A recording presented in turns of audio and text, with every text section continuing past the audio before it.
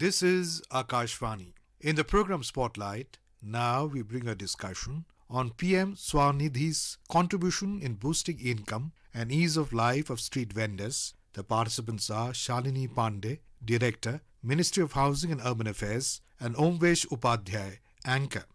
Listeners, today to talk on the significance and impact of Svanidhi scheme on the life of street vendors, we are joined by Shalini Pandey, Director, Ministry of Housing and Urban Affairs, Government of India.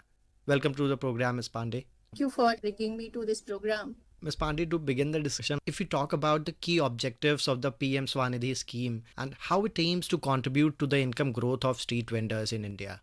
Street vendors, they are contributing to the Indian economy significantly. But till date, we have just neglected their well-being, their business requirement, so on and so forth. So with this aim of financial and digital empowerment of the street vendor, the government launched PM-SVANidhi scheme, Prime Minister Street Vendors Atmanirbhar Nidhi, on June 2020.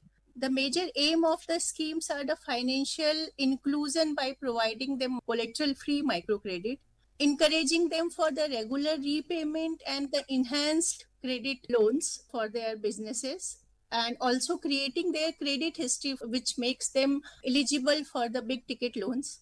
Also providing them subsidy, promoting their repayment, and also helping them financially for taking this affordable credit, and also empowering them digitally to meet with the demands of the new market forces. So with this aim, we started PM-SVANidhi scheme, and till date, we have included 62 lakhs street vendors across the country under the scheme.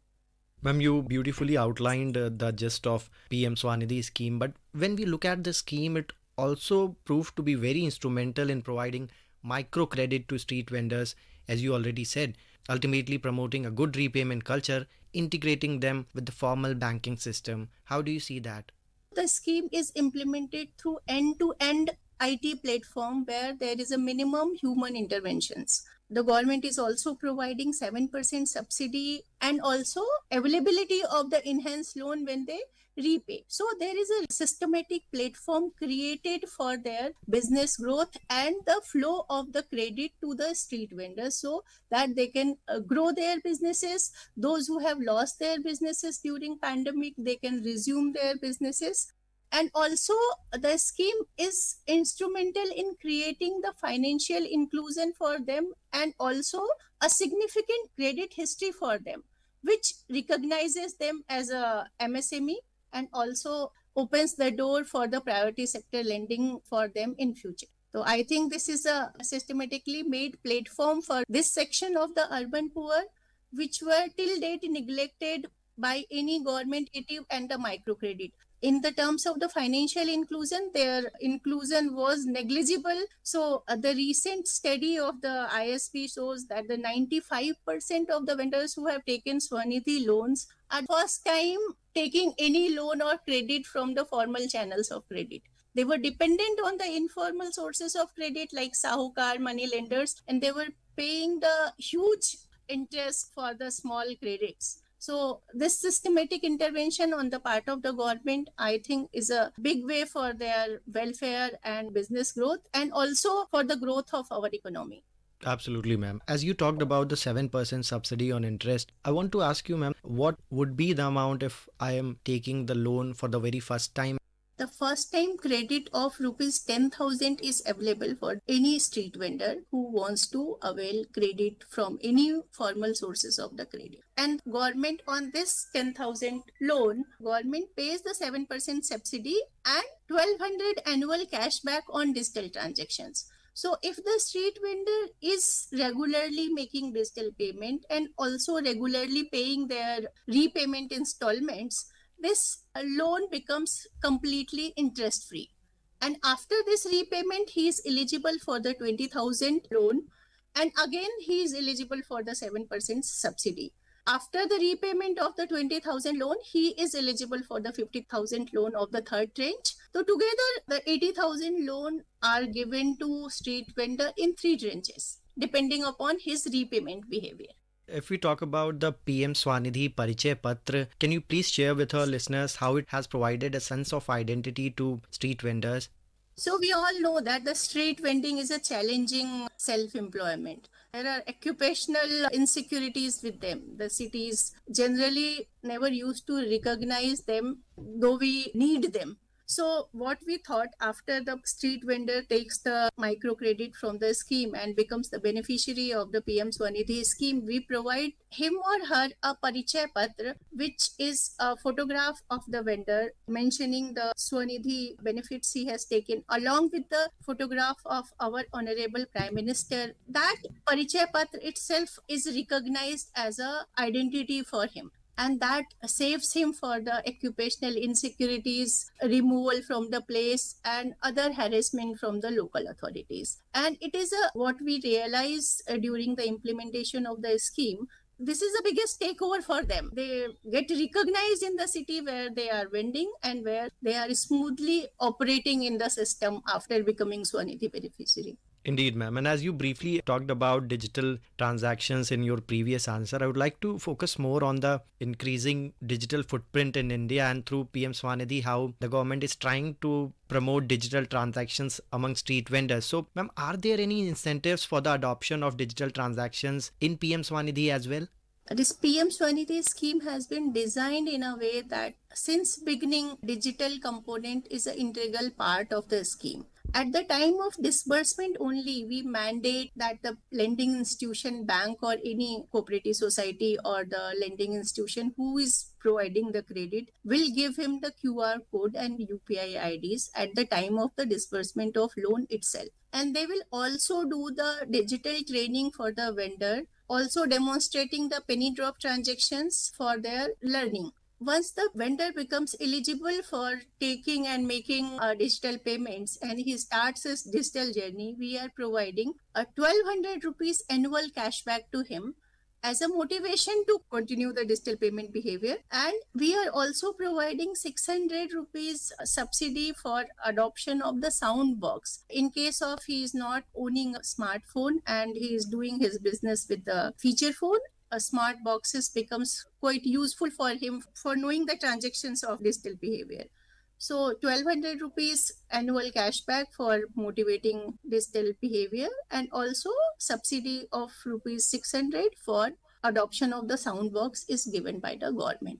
Apart from this, we are also promoting banks and digital payment aggregators for facilitating those vendors for any region who have been left behind in the journey and not able to adopt to the demands of the digital payments. So retraining and refacilitation of those vendors are incentivized by the banks and digital payment aggregators. And so we provide 300 rupees for each beneficiary facilitation to bank and DPAs. All right, ma'am. And as we know that for anything to become successful, there should be continuous monitoring. So, ma'am, how does the ministry ensure the effective implementation of the scheme at the ground level, ensuring maximum benefit for street vendors? This scheme has been built on the end-to-end digital platform. This is a complete digital platform from application to disbursement of the loan on the real-time basis is tracked on our PM-SVANidhi portal. So wherever there is a stack, there is a pendency at any, not only at a bank level, like SBI has got more than 150,000 branches in a country, and any branch is pending, any loan is pending for the PM-SVANidhi, we are able to track that. Total more than 2 lakh branches are onboarded on our portal.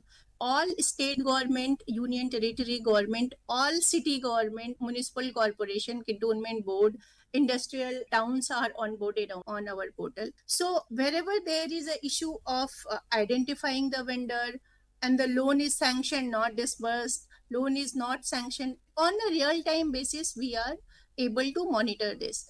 And the applicant also need not go to bank branches for pursuing his loan. He has to just apply on the portal and his loan is there in his loan account.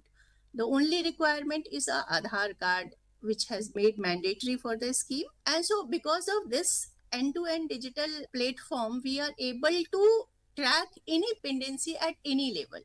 We are having regular meetings at the minister's level, secretary level, joint secretary level, with the banks, with the municipal corporation, states, and there are various visits by the ministers, government officials to review the program at each city level.